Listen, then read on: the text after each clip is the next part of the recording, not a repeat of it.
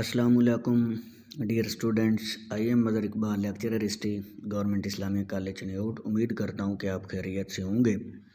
Dear students, آج کا جو ہمارا ٹاپک ہے طریق خلافت، ہم آج جس ٹاپک کو ڈسکس کریں گے طریق خلافت 1919۔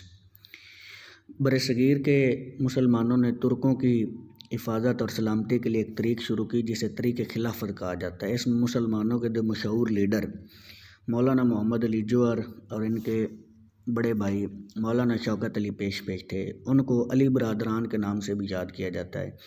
اس طریق کا بنیادی مقصد ترکی خود مختار اور علاقائی سلامتی کا تحفظ اور خلافت ترکی کی حفاظت تھا، جس سے تمام دنیا کے مسلمانوں میں کسی حد تک مرکزیت قائم تھی۔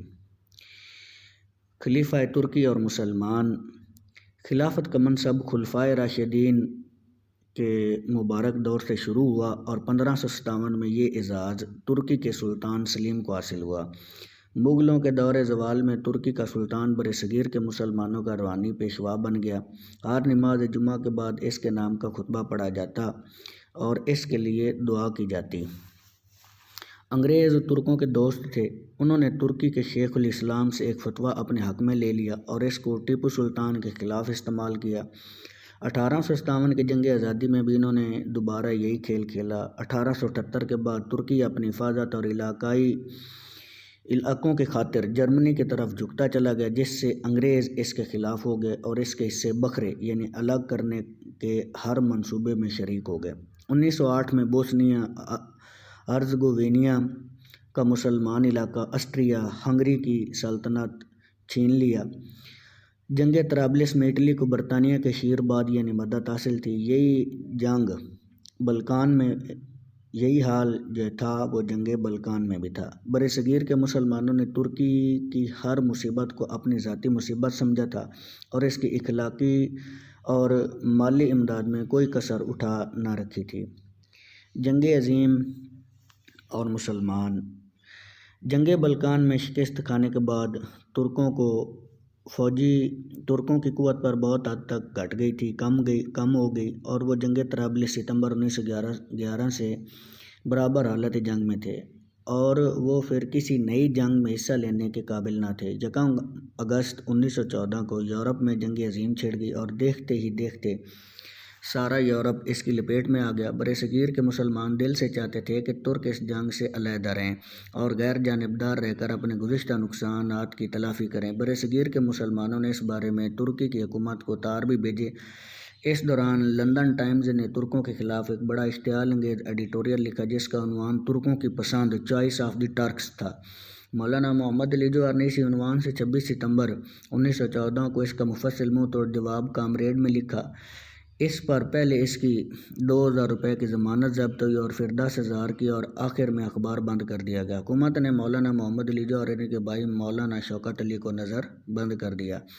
4 نومبر 1914 کو ترکی نے جرمنی کی حمایت میں برطانیہ کے خلاف اعلان جنگ کر دیا۔ برصغیر کے مسلمانوں کی اخلاقی اور روحانی ہمدردیاں ترکوں کے ساتھ تھیں۔ مسلمانوں کے تمام مقدس مقامات عرب میں واقع ہیں۔ اس مقدس سرزمین کی حفاظت کا فرض بھی ترکوں کے ذمہ تھا۔ مسلمانوں کو صاف طور پر یہ بات نظر آ رہی تھی کہ جنگ کی صورت میں برطانیہ اور فرانس کی فوجیں عرب پر قابض ہو جائیں گی، جس سے مقامات مقدسہ کی حرمت کو قائم رکھنا مشکل ہو جائے گا، نیز ترکی کی خلافت بھی خطرے میں پڑ جائے گی۔ وعدہ برطانیہ۔ ترکی سے جنگ کے آغاز پر انگریزوں نے مسلمانوں کے جذبات کا احساس کرتے ہوئے اعلان کیا کہ وسیع علاقوں سے محروم کرنے کا کوئی ارادہ نہیں رکھتے۔ گورنر جنرل نے اعلان کیا کہ وہ خلیفہ سلطان کے خلاف نہیں ہیں، ان کی لڑائی صرف ترکی حکومت کے خلاف ہے۔ برطانوی وزیر اعظم لارڈ جارج نے کہا کہ ترکوں کو عرب کے مقدس مقامات اور جدہ برطانوی بحری اور بری فوجوں کے حملے سے اس وقت تک محفوظ رہیں گے جب تک کہ حج کے ٹریفک میں خلل نہ پڑ جائے، اور یہ کہ برطانوی حکومت کی درخواست پر روس اور فرانس نے بھی یقین دہانی کرائی کہ اس جنگ میں مسلمانوں کے مقدس مقامات محفوظ رہیں گے، ان کے مذہبی عقائد کا احترام کیا جائے گا اور ترک علاقوں پر ترکوں کا اقتدار برقرار رہے گا۔ برطانوی اقدام: اگر اتحادیوں کی نیت صاف ہوتی تو شاید مسلمان مطمئن ہو جاتے، لیکن انگریزوں نے وعدہ خلافی کرتے ہوئے جھٹ پٹ اپنی فوجیں بصرہ اور جدہ میں اتار دیں۔ شریف مکہ حسین انگریزوں کے جال میں پھنس گیا اور انگریز جاسوس کرنل لارنس کے اکسانے پر اس نے 21 جون 1916 کو ترکوں کے خلاف بغاوت کر دی۔ 29 اپریل 1916 کو ایک انگریز کمانڈر نے عراق میں 143 دن کے محاصرے کے بعد ترک جرنیل خیل پاشا کے سامنے بلا شرط ہتھیار ڈال دیے اور وہ اور اس کے 13,000 سپاہی قیدی بنائے گئے۔ 1916 میں برطانیہ نے درہ دانیال پر حملہ کیا، لیکن اس کے ساتھ بحری جہاز تباہ ہو گئے مگر حملہ ناکام ہو گیا۔ ان خبروں سے مسلمانوں کو بڑی خوشی ہوئی، لیکن جنگ کے دوران عرب دنیا کا بہت بڑا حصہ اتحادیوں کے قبضے میں چلا گیا۔ بیت المقدس کی فتح کو لارڈ جارج نے ہلال پر صلیب کی فتح قرار دیا۔ کرنل لارنس کی سربراہی میں عربوں کے لشکر نے شام پر قبضہ کر لیا۔ اتحادی جب دمشق میں داخل ہوئے تو فرانسیسی جنرل سب سے پہلے مسجد اموی میں گیا اور اس کے دروازے پر دستک دے کر کہا، صلاح الدین ہم واپس آ گئے ہیں۔ 2 نومبر 1917 کو برطانوی وزیر خارجہ بل غور نے فلسطین کو یہودی وطن بنانے کا اعلان کیا۔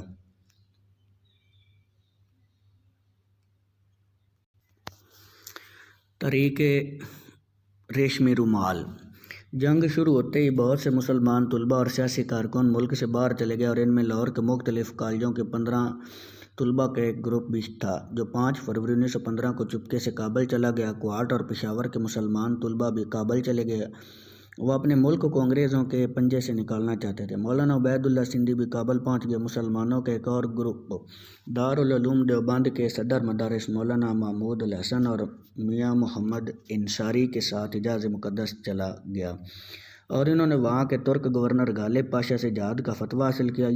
یہ رہنما برصغیر سے باہر رہ کر انگریزی حکومت کے خلاف برصغیر میں انقلاب برپا کرنا چاہتے تھے۔ اکتوبر 1915 میں ہندوستانیوں، ترکوں اور جرمنوں پر مشتمل ایک مشن کابل پہنچا۔ اس کا مقصد یہ تھا کہ افغانستان کے بادشاہ کو برصغیر پر حملے کی ترغیب دی جائے۔ مولانا عبید اللہ سندھی انقلابی تحریک میں آگے تھے۔ انہوں نے ریشمی کپڑے کے ایک ٹکڑے پر ایک خط مولانا محمود الحسن کے نام لکھا اور شیخ عبدالحق کے حوالے کیا، جنہوں نے یہ خط حیدرآباد میں شیخ عبدالرحیم کے حوالے کرنا تھا تاکہ ان کی معرفت مولانا محمود الحسن کو بھیجا جا سکے، لیکن یہ خط منزل مقصود تک پہنچنے سے پہلے ہی پکڑا گیا۔ سرکار نے اس کو تحریک ریشمی رومال کا نام دیا اور یہ اس تحریک کو بھی کچل دیا۔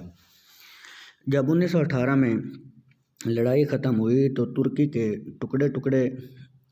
ترکی کی ریاست جو سلطنت تھی وہ ٹکڑے ہو چکی تھی۔ ترکی کے دارالحکومت قسطنطنیہ استنبول پر انگریزی اور فرانسیسی فوجوں نے قبضہ کر لیا تھا۔ مئی 1919 میں ترکوں کے جانی دشمن یونانیوں کی ایک ڈویژن فوج اتحادی بحری بیڑے کی نگرانی میں سمرنا میں اتر گئی اور وہ ترکوں کو قتل اور عمارتوں کو آگ لگاتے ہوئے اندرونی علاقوں کی طرف بڑھنے لگی۔ یونانیوں کے مظالم کی خبریں سن کر برصغیر میں کوہرام مچ گیا۔ وہ عرصے سے انگریز کے غلام چلے آئے تھے اور غلامی کی محرومیوں سے واقف تھے، اس لیے وہ خلافت اور ترکی کو بچانے کے لیے سر پر کفن باندھ کر میدان میں نکل آئے۔ اس زمانے میں کچھ ایسے واقعات برصغیر کے اندر بھی رونما ہوئے جنہوں نے انگریزوں کے خلاف ہندوؤں کے جذبات بھی بھڑکا دیے، جس میں ہوم رول لیگ کا قیام۔ جنگ عظیم کی ابتدا میں ہندوؤں اور مسلمانوں کی سرگرمیوں میں بڑی وفاداری کے ساتھ تعاون کیا۔ ان کو امید تھی کہ انگریز اپنے وعدے کے مطابق ملک میں آئینی اصلاحات جلد نافذ کر دیں گے، لیکن حکومت کے رویے نے ان کو بڑا مایوس کیا۔ اس پر 3 ستمبر 1916 کو مسز اینی بسنت اور بال گنگادھر تلک نے ہوم رول لیگ قائم کی، جس کا موقف یہ تھا کہ برصغیر کو حکومت خود اختیاری فوراً دے دی جائے۔ اس کے مقاصد کو آگے بڑھانے کے لیے نیو ایج اور نیو انڈیا نامی اخبار نکالے گئے، جس سے ہوم رول لیگ تحریک بہت جلد عوام میں مقبول ہو گئی اور احتجاجی مظاہرے ہونے لگے۔ صورتحال سے مجبور ہو کر وزیر ہند مونٹیگو نے 20 اگست 1917 کو ایک پالیسی کا اعلان جاری کیا۔ اس کا کوئی خاص اثر نہ ہوا، اس پر لیڈروں کو گرفتار کر لیا گیا۔ ہوم رول لیگ کی سرگرمیوں نے برصغیر کی سیاسی صورتحال کو خطرناک حد تک بگاڑ دیا۔ رولٹ ایکٹ: عام دستوری طریقہ یہ ہے کہ جنگ کے خاتمے کے بعد جب دشمن کا خطرہ ٹل جاتا ہے تو حکومت زمانہ جنگ کے سخت قوانین اور ضابطوں کو نرم کر دیتی ہے اور عوام پر سے بہت سی پابندیاں اٹھا لیتی ہے۔ عوام نے بھی اس دوران کوئی ایسی بڑی تحریک نہیں چلائی جو حکومت کے خلاف پریشانی کا باعث بنتی۔ دسمبر 1918 میں مسلم لیگ نے بھی ایک مرتبہ پھر وضاحت کر دی کہ وہ خلافت اور مقامات مقدسہ کا تحفظ ضرور چاہتی ہے، برطانوی حکومت کے خلاف نہیں ہے، مگر فتح کے نشے میں سرشار انگریز کچھ اور سوچ رہے تھے۔ انہوں نے بد امنی کی روک تھام کرنے کے لیے جسٹس رولٹ کی سربراہی میں ایک کمیشن مقرر کی۔ اس کی سفارشات پر ضابطۂ فوجداری کے 2 ترمیمی بل 6 فروری 1919 کو مرکزی کونسل میں پیش کر دیے گئے۔ اس کی روح سے اپنی موسمیت ثابت کرنا اس ملزم کی ذمہ داری تھی جس کو وکیل کی خدمات حاصل کرنے کی بھی اجازت نہ تھی۔ اس پر بہت احتجاج کیا گیا لیکن حکومت نے 23 مارچ 1919 کو اسے منظور کر لیا۔ جنگ کے خاتمے کے بعد ایسے کالے قانون کا نفاذ انگریز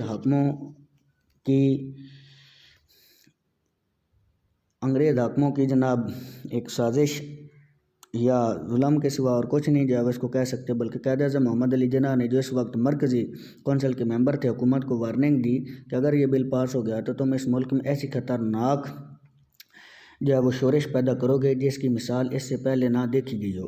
بل پاس ہو جانے کے بعد قائد اعظم محمد علی جناح نے 28 مارچ 1919 کو مرکزی کونسل سے استعفیٰ دے دیا اور ایک اور ممتاز مسلمان لیڈر مظہر الحق بھی کونسل کی رکنیت سے مستعفی ہو گئے۔ قائد اعظم نے اپنے استعفے میں لکھا کہ ایسی حکومت جو حالت امن میں ایسا قانون پاس کرتی ہے مذہب کے لانے کی مستحق نہیں ہے۔ گاندھی جی کا اقدام۔ رولٹ ایکٹ حکومت کی بدودی کے ایک نشان اور ایجیٹیشن کا فوری نشانہ بن گیا۔ ابھی یہ بل کونسل میں زیر بحث ہی تھا کہ گاندھی جی نے اس کے خلاف امن جدوجہد ستیہ گرہ کا ایک نیا اور اچھوتا طریقہ پیش کر دیا۔ 24 فروری کو 25 لیڈروں کی کانفرنس ہوئی جنہوں نے ستیہ گرہ کے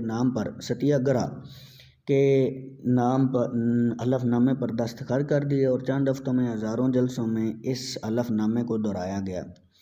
قائد اعظم کے مرکزی کونسل سے مستعفی ہونے کے ساتھ ہی گاندھی جی نے اعلان کر دیا کہ 23 مارچ کو جو اتوار تھا ملک بھر میں ہڑتال کی جائے، جلسے منعقد کیے جائیں۔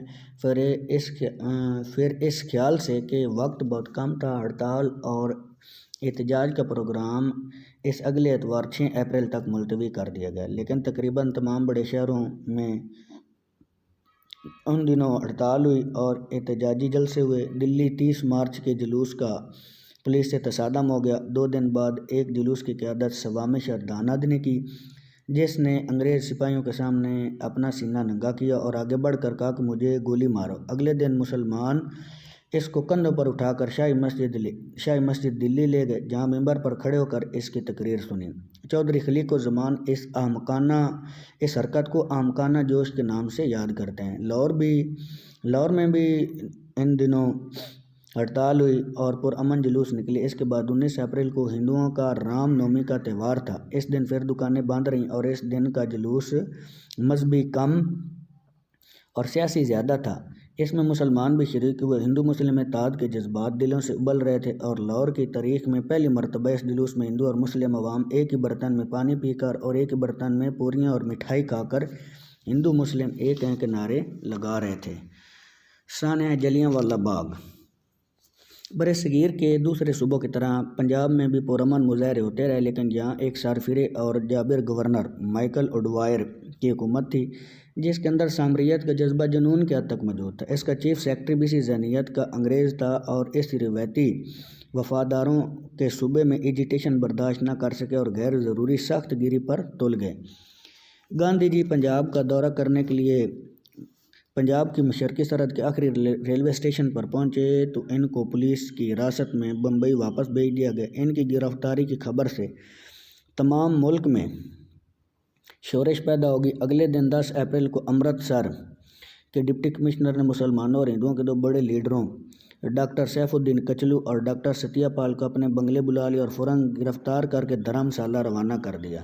اس پر ایک مشتعل ہجوم ڈپٹی کمشنر کے بنگلے کی طرف چل پڑا۔ راستے میں فوج نے اس پر گولی چلائی۔ غصے میں بھرے ہوئے لوگوں نے شہر میں 5 انگریز قتل کر دیے، 2 بینک لوٹ لیے اور 4 عمارتوں کو آگ لگا دی۔ اس پر ڈویژن کمشنر لاہور نے امرتسر کو فوج کے حوالے کر دیا، جس کے کمانڈر کا نام بھی جنرل ڈائر تھا۔ اس نے 12 اپریل کو شہر میں جلسے اور جلوس پر پابندی لگا دی، مگر اس کا حکم جگہ جگہ اعلان نہ کیا گیا۔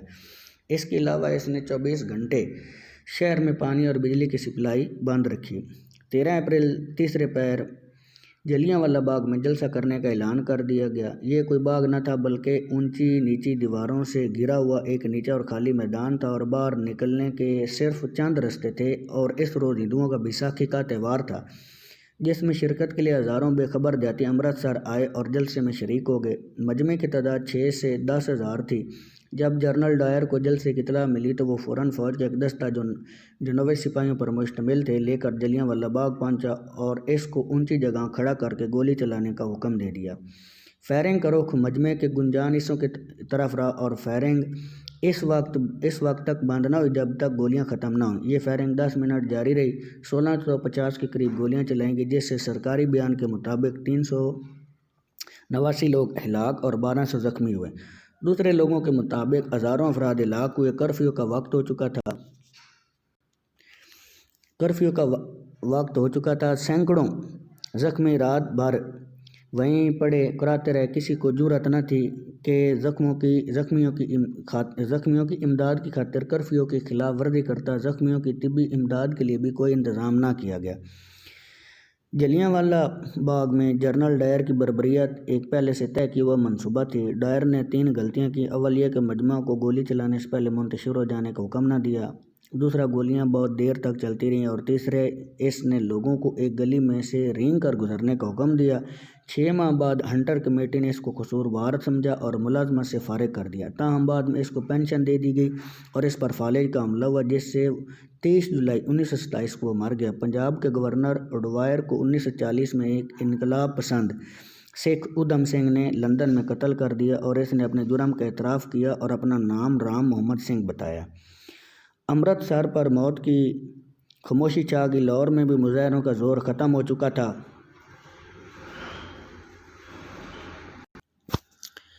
تاہم 15 اپریل کو پنجاب میں مارشل لا نافذ کر دیا گیا اور لوگوں کو ذلیل اور پریشان کرنے میں کوئی کسر نہ رکھی گئی۔ مسلمانوں نے خاص طور پر نقصان اٹھایا۔ مرید کے اور کاموں کی جیسے گاؤں پر فضا سے بمباری کی گئی اور مسلمان قیدیوں کو سرِ عام کوڑے لگائے گئے۔ جلیاں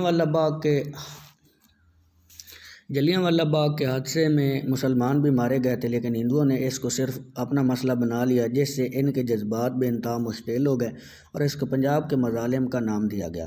ڈاکٹر عاشق حسین بٹالوی اپنی کتاب اقبال کے آخری 2 سال میں لکھتے ہیں، سانحہ جلیاں والا باغ نے پنجاب کو آگ اور خون کے ایسے سیلاب میں گھوتا دیا جس کے سحر آفرین اور انقلاب انگیز اثر سے ایک نیا ملک اور نئی قوم پیدا ہوئی۔